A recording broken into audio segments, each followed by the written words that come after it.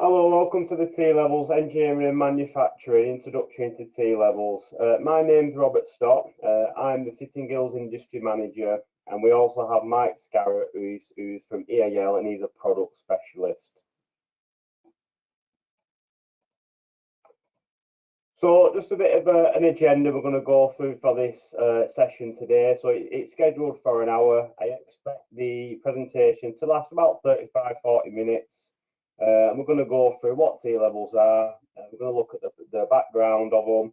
We're going to look at the pathway breakdown and what's involved in each pathway. We're going to look at how employer engagement is crucial to these T-levels, as well as provider engagement. We're going to look at the employer industry board that Sitting Gills currently run. Some milestones, and then it gives us a chance then to ask for you to ask any questions, and we'll provide answers, the best answers we possibly can do at this moment in time. So that's the agenda for this session. So just a little bit of background on the T-levels first of all. So back in October last year, we won the contract to develop the 3 T-levels. Now, these 3 T-levels in engineering and manufacturing, and the 3 T-levels are design and development, maintenance, installation and repair, and manufacturing process and control, in partnership with EAL, and that's currently at a 5-year contract. So since back in October, the outline concept was made by a panel, and we have been further amplifying that content just to work out how it's going to sit, how it's going to look for centres to deliver, just looking at the content within each of them 3 T-levels above. In order for providers to deliver it, they must be approved by the DFE in the first instance, and there is a link to find out if centres are approved. So each of the qualifications is based on the development by an employer panel. So just like the standards, the apprenticeship standards, they're developed by employers to ensure that they're aligned to industry in the best possible way, ensure they're fit for purpose. So it's just the same as a T-level. We have engagement with employers on a regular basis to look at various aspects of the qualification, such as specifications, such as assessments and other key parts. It's important to know that the Institute for Technical Education are the certificating authority. It's not us as Sitting Gills. So the qualification is owned by the Institute. So the T-levels are a program, not a qualification. So if you just think about the frameworks, the old frameworks, you know, the technical qualification was just one element of that. It's the same principle. So the T-levels, it's a program, it's a technical qualification. And feedback on various aspects of the qualification is presented to IFATE, both positive and negative. So it's really important that, you know, we're not just looking at the positive. If there's something that's negative, it's really important that, you know, those voices are voiced to us, so we can present that feedback to IFATE, which will then, you know, hopefully, you know, we can put proposals forward for any changes that are needed. So what are T-levels? So if you think about in September 2022, the T-levels are due to be launched for engineering and manufacturing. So at that time, there's going to be 3 options available for a student exiting GCSEs. So a 16 to 18-year-old student will have 3 options. They will either take a T-level, they can take an apprenticeship. So it's important to know that apprenticeships aren't going to change. The apprenticeships are still there. A T-level is not replacing an apprenticeship, or an A-level. So a T-level will be one of 3 options available for a 16 to 18-year-old learner. It's important to note it's a level 3 qualification. It's a 2-year course. So if you think about the level 1 and level 2, there's no, that T-level is not replacing them. They will still continue. But the T levels will replace current level 3 qualifications. So that's the structure from September 2022. So just a little bit more detail on each of them. So your technical qualification, which is your core. Now your core is to be delivered within the first year. So as I just said in the previous slide, it's a 2-year qualification, the T level. In the first year, the core will be delivered. So that's your maths, your maths, your science, your materials, all the elements that you think are currently in an engineering qualification, a theoretical qualification, which is currently delivered. That'll be done in the first year. It's important to know that the core is split into 3 assessments. They're external assessments. So you have a maths and science, which is paper 1. Paper 2 is your generic engineering plus your health and safety. So all the elements you'd expect, such as your engineering drawing, your health and safety legislation, regulations, your materials, those sort of things will be in your paper 2. It has a weighting of 35% for each of them papers. And then paper 3, which is your employer set project, which we'll look at them a little bit further down the presentation. So that's your year 1. Year 2 is looking at your technical qualification in relation to the occupational specialism. And Mike will talk a little bit more about the occupational specialisms a little bit further down. But they're basically the competency-based qualification. It's hands-on practical, and they are based on the standards at level 3. Assessments by synoptic holistic learning, so they're internally set but moderated. It is important to know as well, there is an industry placement within the T levels, so it's currently at 45 days minimum. These are maximum of 2 employers that learner can choose, and there's some flexibility in that. It can be done as a block, it can be done as a day release basis. It's up to the centres and the employers to come up with an arrangement for that. It is worth pointing out as well, us as Sitting Girls, we don't moderate this. It's currently not within our remit, but it is worth saying as well, we are currently involved in it in the fact that, you know, we're getting a lot of questions from employers and providers, but we're not responsible for the industry placement. Progressions, obviously it's really important from a development point of view that we look at the progression route for these learners exiting the T level. So there's lots of things we're doing on that. So you think about HE progressions. We're currently working with a number of universities. They're currently looking at the content for us. Obviously we need to ensure that these are progression into HE, which you would expect. Apprenticeships as well. We understand that obviously a lot of this T level is based on these standards, and it's important that an employer and a provider as well understands that if a learner exiting this T level within a certain occupational specialism, it's important that they know how much, if any, time comes off that apprenticeship and how that T level maps into that apprenticeship. Obviously there's a lot of standards out there within engineering, so it is quite a big piece of work for us, but it is something that we are looking at how it's going to work, and we're probably going to be looking at it for the next 12 months, looking at how that would work. English and maths, as you would expect, but we are, like I said, we are working with the universities, we're working with providers to understand what entry requirements a learner, 16-year-old learner, would need to get onto the T level. Obviously, it is a level 3 qualification, and the maths and the science is quite heavy within the core examinations. Core examinations being in year 1, so it's important that we understand what entry requirements providers and employers would think it's appropriate for the learner to enter the T level.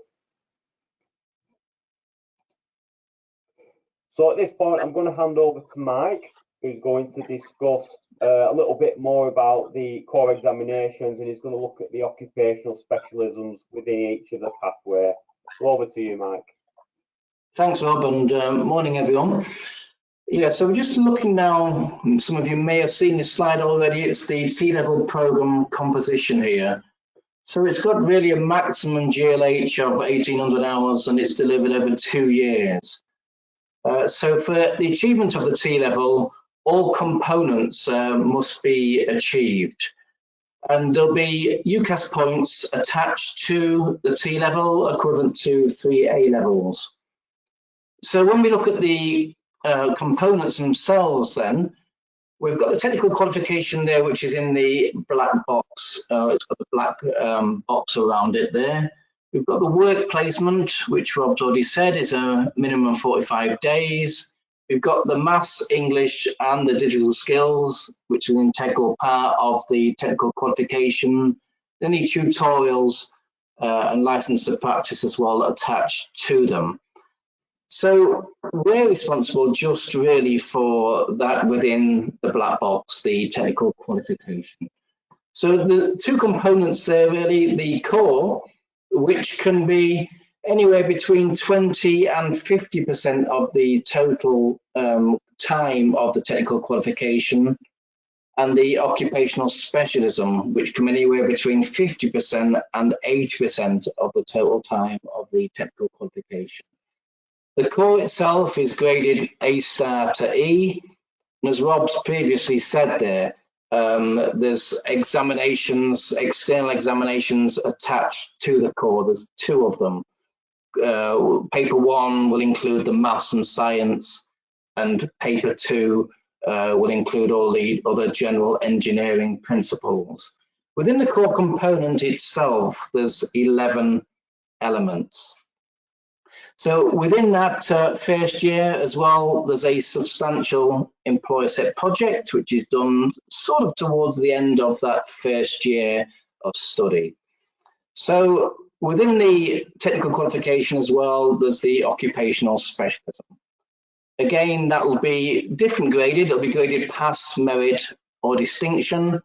It's based on the occupational maps that you may have already seen. As we said, it's no less than 50% of the total qualification plan time. So each technical qualification is based on content developed by an employer panel.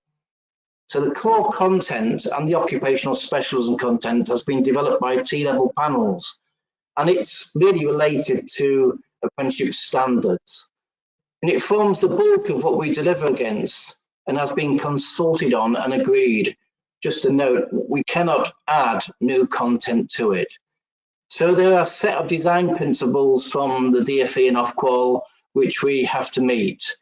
This will dictate how we develop and design content and assessments. Next slide, please, Rob.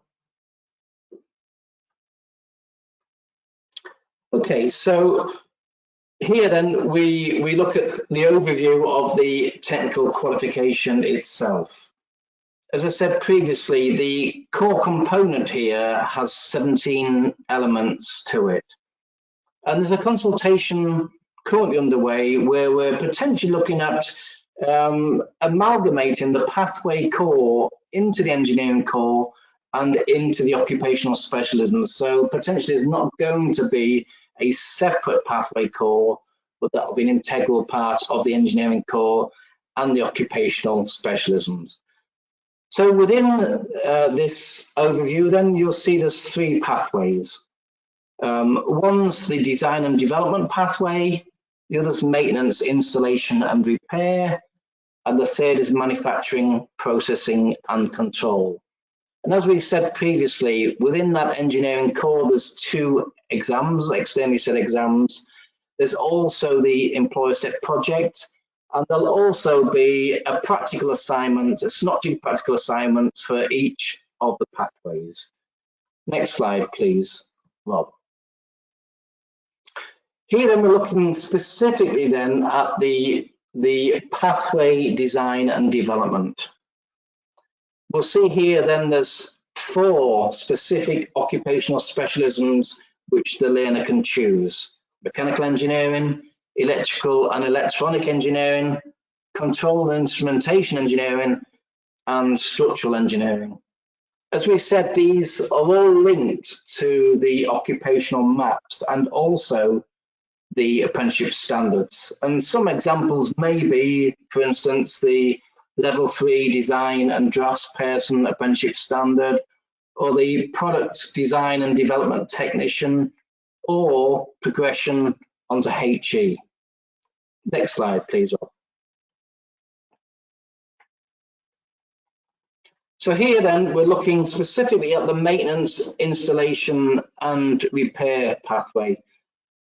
Please note the energy and utilities ones, which has got the cross through now, has been removed, put on pause for now. So we're going to focus specifically now on the other 5 occupational specialisms that the learner can choose.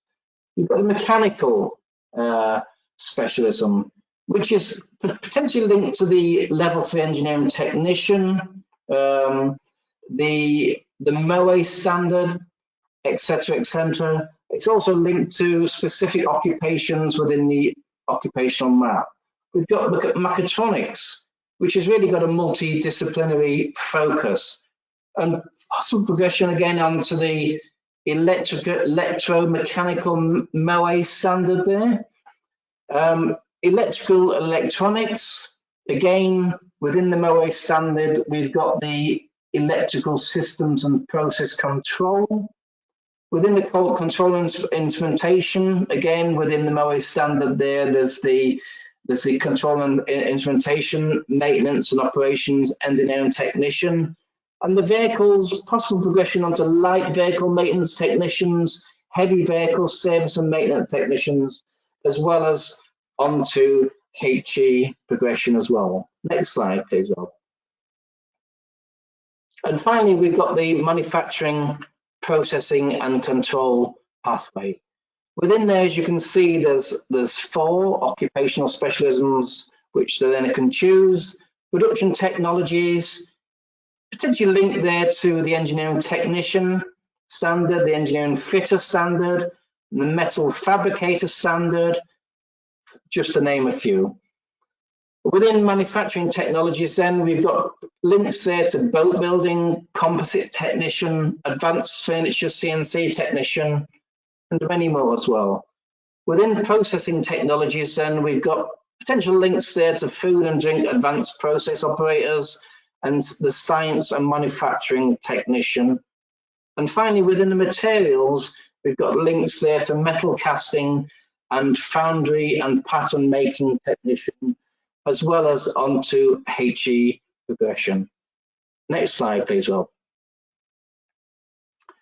So here then, we'll just give you a little bit of an overview of where we started with, really. So where we were initially. As you can see there within the core content in it, it was initially set between 9 and 1100 GLH, with a pathway core as an addition at about 150 GLH, and then the occupational specialisms varying between 540 and 1000 GLH. Just to put this in context, really, you know, the comparison with 3 A levels is around about 1080 hours of study. And we've got 2 examinations assessing the core. There's 360 hours of content for each of those. So initially, we realized there was too much content really to deliver, and the assessments based on the breadth of the content as well. Next slide, please, Rob. So this is where we're currently at. So you can see now the core content has now been reduced to 720. We're still in consultation in relation to this. Again, the potential of the pathway core being amalgamated now into the core content and into the occupational specialisms. But we've still got a diverse range here of GLH attached to the occupational specialisms, really varying there from 360 right up to 1,736. So we're in consultation with the Institute at the moment and in discussions of how we can reduce that content so it's manageable for delivery. So I'll hand it back over now to you, Rob. Yeah, thanks, Mike. Right, thanks, Mike, for going through the pathways and the breakdown. So I'm just going to look at now, we're going to discuss the delivery model that can be adopted for centres. And as you can see on there, it's split into 2 years and then split over 3 terms, your typical 3 terms. As your core is delivered in year 1, and obviously you've got examinations to be taken at the end of that year 1. You can see there you've got the core delivered over the 3 terms. You've also got the work placement as well, which is scheduled in, you know, we didn't want to put it in term 1, so it can be done in term 2 or 3 in year 1, or then it can be moved into year 2. You know, there's quite a bit of flexibility in the work placement, because we understand there's going to be a lot of learners who require the work placement, so there is some flexibility in that work placement there. You can see there your employer set project window and your core examination. I'm going to discuss the employer set project with you on the next couple of slides. And then going into year 2, you've got your occupational specialisms as your practical course. These opportunities for learners who fail any of the examinations in year 1. They have an opportunity to resit in year 2 with the occupational specialism assignments coming at the end of year 2. So that's the general model for delivery. So as you would expect, we do have a key number of milestones to hit. The plan is for us to have all this developed, ready for centres by about July, August time this year. So then it gives the centres, you know, 12 months, plenty of time to plan and get ready for the T levels in September 2022. It is worth saying as well, there is a fund available for centres. The DfE have provided a link. I can send that out to you following this presentation for the centres to bid for some of this money. There's quite a lot of money available, and I will give you the link, and it will give you more details for the bidding process. I think the deadline for that is the end of this month. So if you haven't, if any centres haven't already done that, I can provide that information. So as you can see, there's quite a lot of milestones for us to achieve.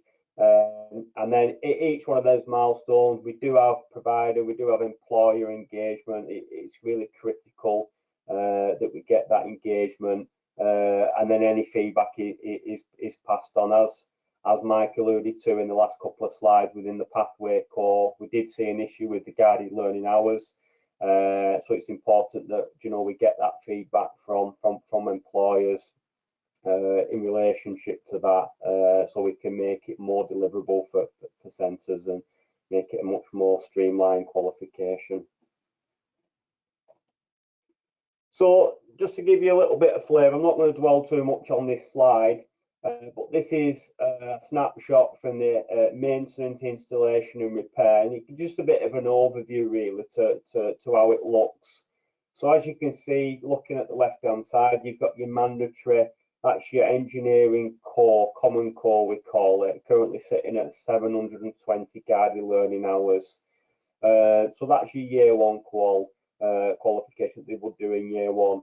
Then looking at your standalone qualifications, now a learner would only select one of the standalone qualifications. So as Mike went through the slides a bit further back, so they can decide if they wanted to do mechanical, mechatronics, electrical, control vehicles.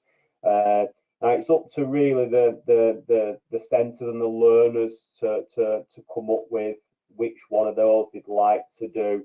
There is obviously the common core, the engineering core is the same amongst each of the pathways. So whether you do design, maintenance, or manufacturing, they will do the same core, but learners will have to register onto one of those occupational specialisms in year one. I think it's 6 weeks where they get a chance to, 42 days where they do get a chance to move from one qual or to the other, or before they have to choose a qual. So there's a little bit of flexibility in that point. But because the employer set project, if you look on the right hand side, you've got external set exam paper 1 and paper 2. So they will be the same regardless of pathway. The employer set project will be designed for either design, maintenance, or the manufacturing pathway. So there'll be 3 different ones. So that's why it's important for learners to select. They need to select in year 1 which pathway they choose. Now it's up to centres to, it's up to providers and centres to which one they want to deliver. Occupational specialism, it depends, I suppose, on the resources, what they can actually deliver in that centre, but it's totally up to them. They might decide to do one, they might decide to do all 3 pathways, totally up to them. Again, just a bit of a flavour for how the exams will look. So as you can see on the left hand side, it's your typical maths questions, and then moving on to the right hand side, paper 2. It's just looking at health and safety. It's like your generic engineering plus health and safety within that paper 2. So like I said, I'm not going to dwell too much on that. It's just a bit of a flavour for how paper 1 and paper 2 could look. As you'd expect, paper 1, your maths and science, all your fundamental maths that you'd expect learners to be doing, algebra, mechanical principles, electrical principles. It's all within that paper 1.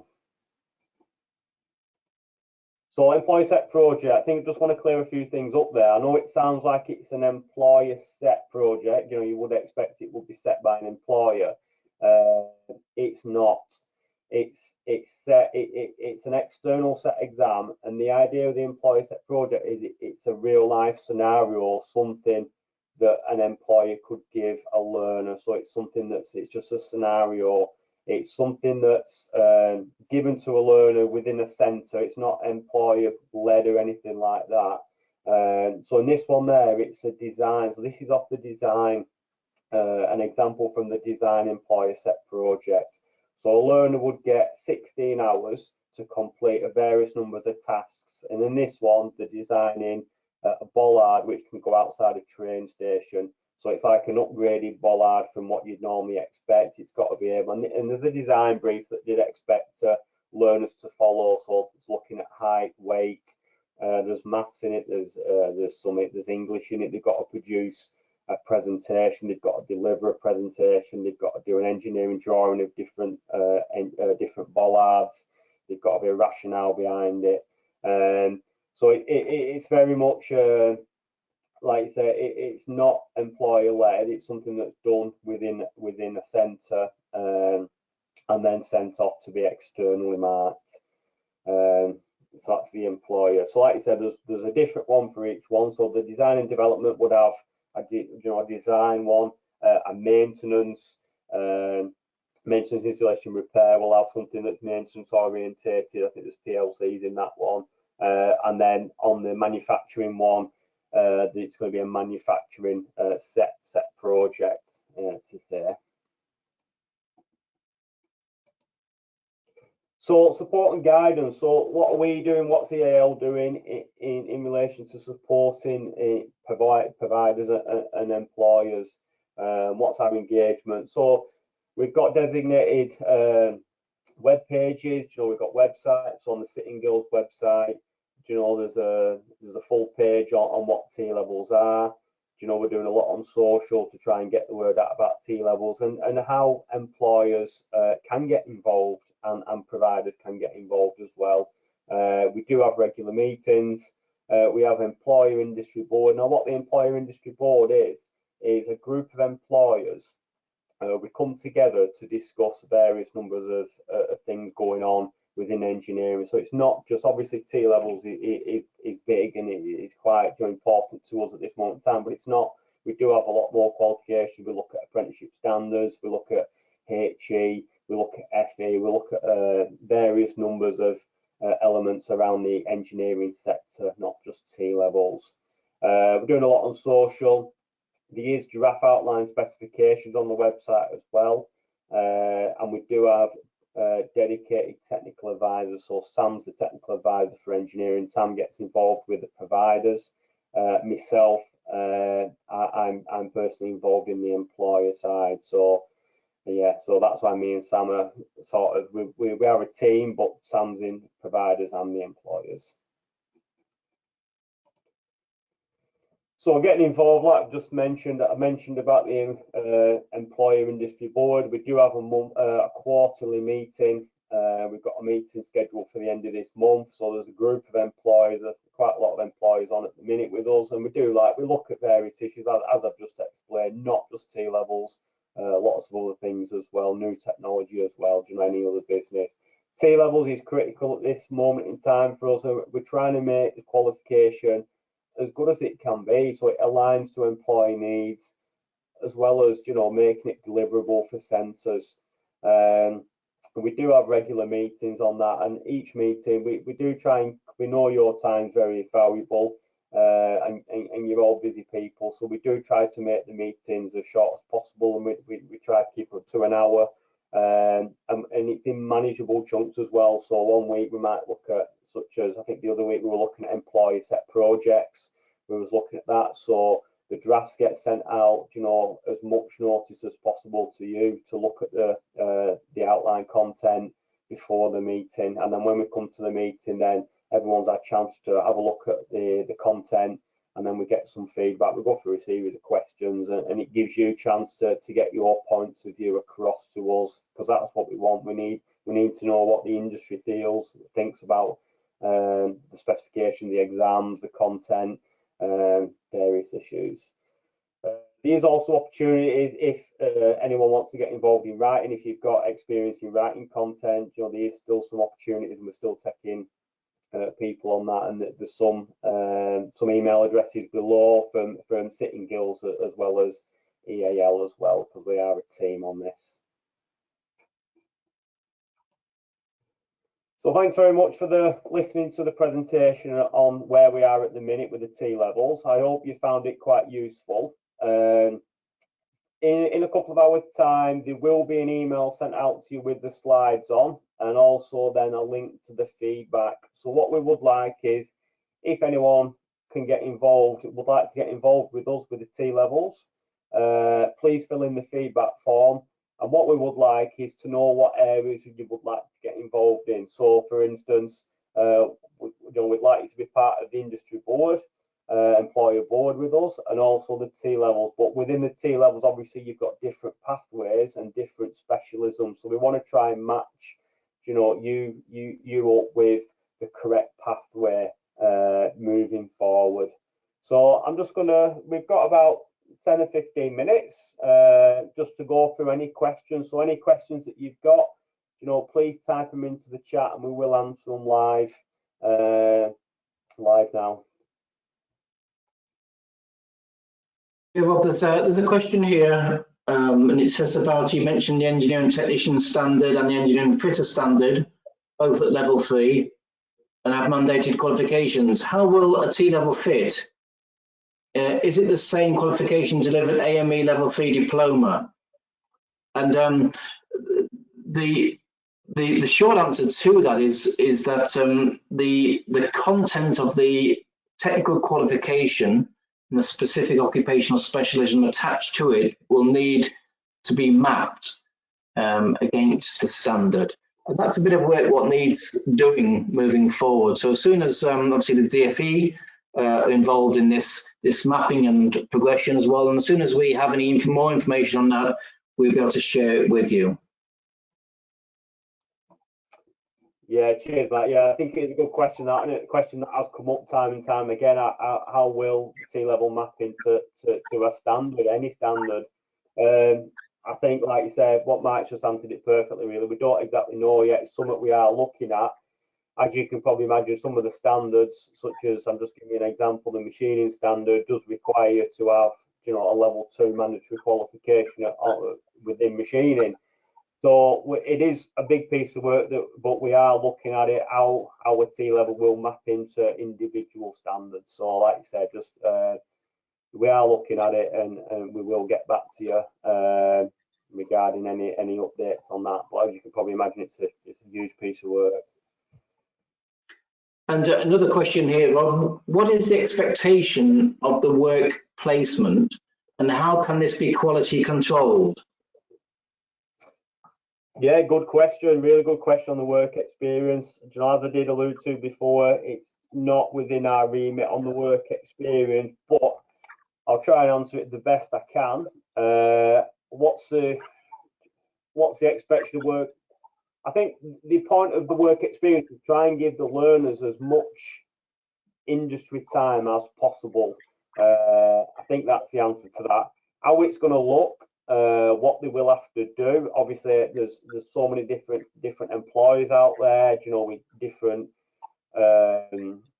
sort of different businesses doing different things. It's hard to put an actual what they need to do on it, but I'm sure guidance will be released, very shortly on that. So I'm sorry I can't answer it any further, because at this time I'm not too sure, Kevin. Yeah, if I could just answer that as well, Rob, then. Yeah, there's been quite a lot of work done on this in terms of the expectations of a work placement. Obviously, the expectations is that it will be a quality work placement relevant to the occupation that the learner's chosen. There is a lot of information on this, which is accessible both on the DFE and IFATE websites in terms of the expectations of the work placement. There's a lot of documents, a lot of guidance notes, etc., which it's worth looking into. The quality control of it is outlined in these guidance documents as well. And there's some documents also being produced which looks at expectations, looks at what could be covered in an appropriate work placement as well, per pathway as well. So it's worth looking into those documents, again, available on the Institute's website and DFEs as well. All right, Matt, there's a good one here. Maybe you might want to touch on this one. So you mentioned the employer set project is actually a real life scenario, not an explicit project set by the employer. Is there anything actually that does involve extended working with employers? If so, how will that be organised? I think that's just touching on the work experience. Yeah. So the employer set project is separate to industry placements. I mean, I think that's worth noting. That's the bottom line. It is separate to industry placement. However, the employer set project has to be based on real work scenarios.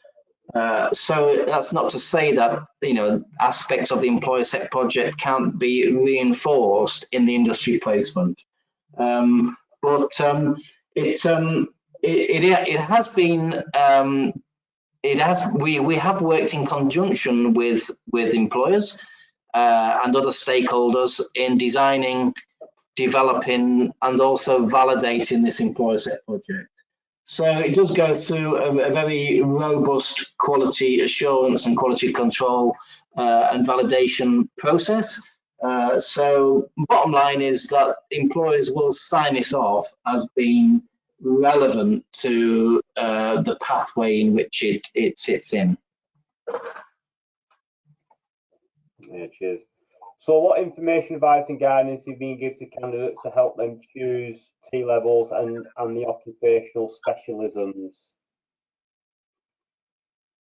So quite a good question that, Chris. So I think just touching on that, I think once all the qualification is finalised, I do think then there'll be a big push on it from the centres and also on social as well. Because obviously the centres are currently on board with us, we are liaising with a number of centres to try and get them up to speed onto the different pathways and different occupational specialisms. And I feel once that's all finalised, there will be a big push on that in the advice and guidance. I know the centres are quite keen to get that message across to the learners. probably between 2021 and 2022 before it starts being developed, being delivered. Yes, so Rob, the next question is, how long is the work experience? And I can fit this not, but the work experience has a minimum, 315 hours or 45 days set to it, really. So I guess that's the minimum requirement for this work placement. Yeah, so next question, Mike, we might want to touch on this. It's touching on the work experience again. Is the intention of the manufacturing strand to develop skills for people who will actually be on the shop floor operators, or people who will develop manufacturing processes, manufacturing engineers, or both? I mean, that's a good question. Obviously, the T level itself is set at level 3. So, obviously it's equivalent to the 3 A levels, or the UCAS points attached to it, equivalent to 3 A levels. There's opportunity for progression. So, you'd be looking potentially at both, but more towards the processing engineers and progression onto HE in reality.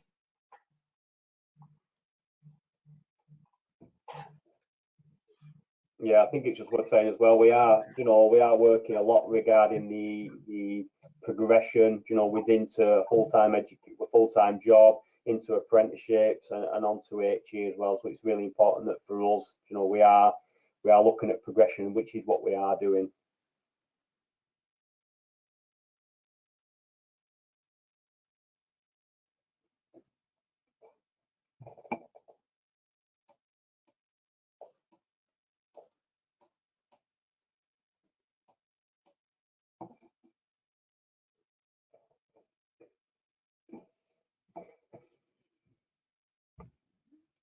Do we have any more questions while me and Mike are on the line?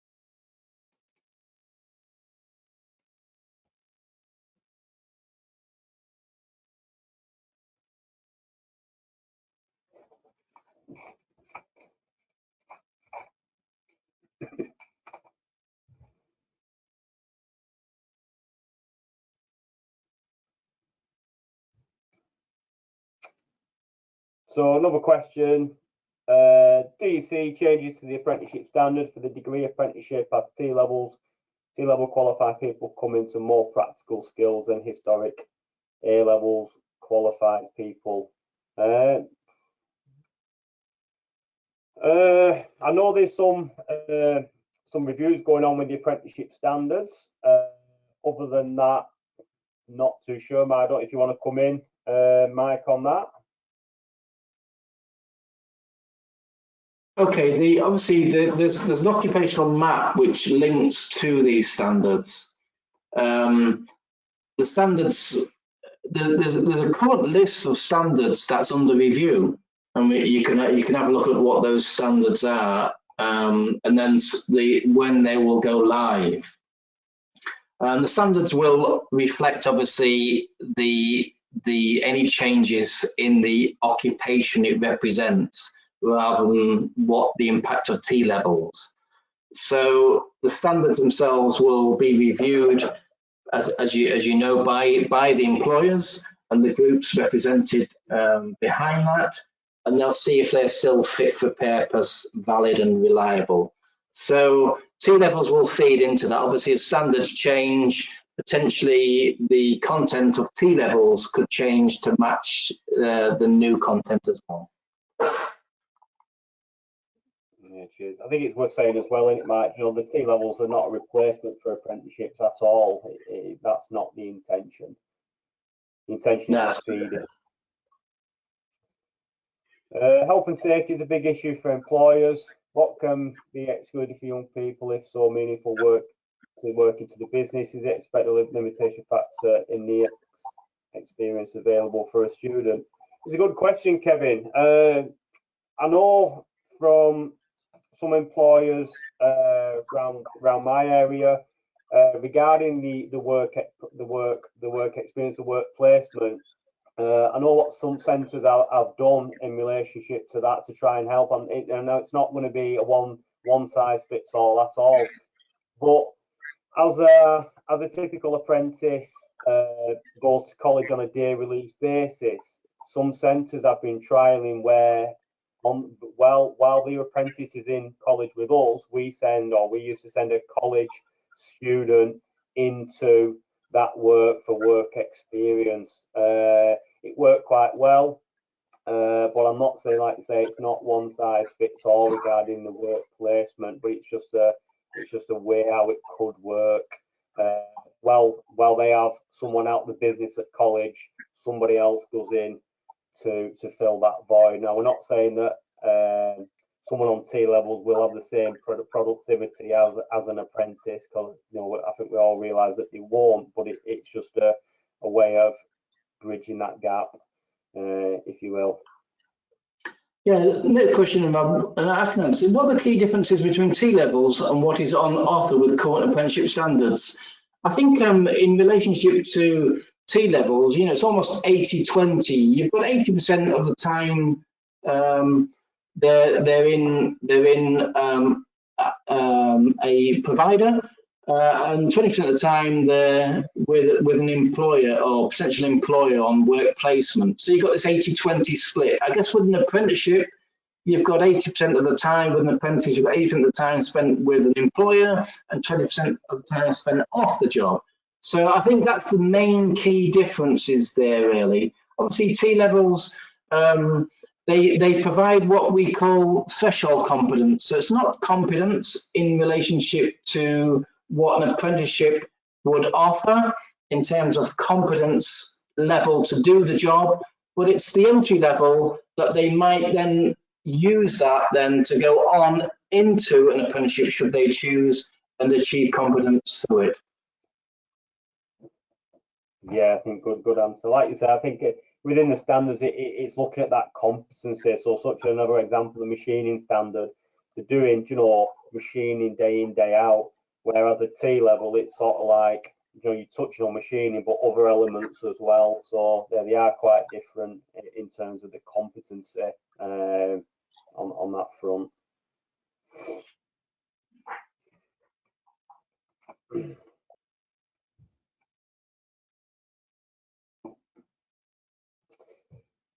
Okay, I'm not sure if any more questions come in.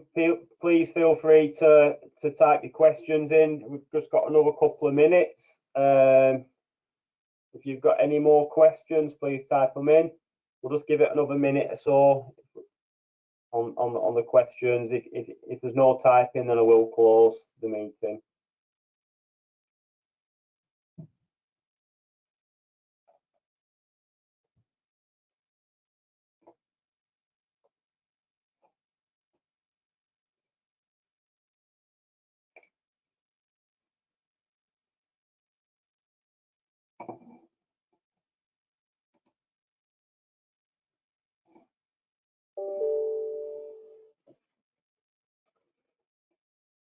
Okay, I don't think there's any more questions going to be coming in. Please can I just thank everyone for coming to the meeting. I hope it's been, I hope you've got a lot from it, and I hope you all are aware of how you can help us moving forward. I will send the link out. You will get an email in a couple of hours. I think it's set to go out at dinner time with a link on. Please can you fill out the feedback form? It's only a short form in relationship to how you can get involved further. I will be in contact with you once you complete the feedback form. But can I just say thanks for everyone for coming and hope to see you again.